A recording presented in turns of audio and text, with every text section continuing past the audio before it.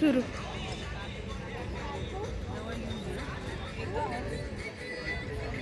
बोला. मी या कार्यक्रमात आल्यापासून म्हणजे एंट्री केल्यापासून जे माझ्या कानावर जे स्वर आले ते खूप अप्रतिम होते आणि मला ऐकून इतका आनंद वाटला. कारण मला असं वाटलं माझे नातेवाईक असो, माझ्या गावाकडे असं जर कार्यक्रम असेल तर मी नक्की तुम्हाला इन्व्हाइट करेन. ही मी मनापासून इच्छा आहे माझी. आणि बाबांनी मी इथनं जात असताना मला बाबांनी हात केली पहिली. हां हां, छान कार्यक्रम झाला. खूप छान झाला. बाबा तुम्हाला आवडला का कार्यक्रम?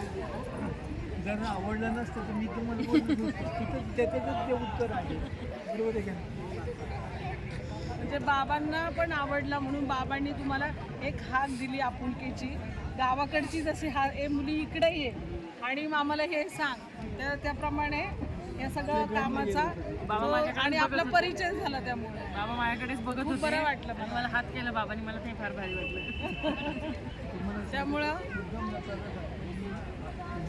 म्हणजे जातीच्या म्हणजे सहवासातच वाढली मुंबई शहरामध्ये.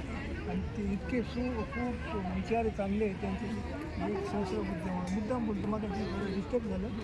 सहस्रबुद्ध ब्राह्मण आणि आमचे ऑफिसर ते नेहमी म्हणायचे गावाकडची अख्खी नको आणि शहराकडची अर्धी खाऊन जातात, याला बोलतात भारत. अशी संस्कृती आहे तुमच्या लोकांची. समजलं नाही का मी काय आवडला मला कार्यक्रम, मनापासून खूप आवडला. उलट मी तुम्हाला म्हणजे घेऊनच जाणार गावाला असा मी एक निश्चय केला आहे.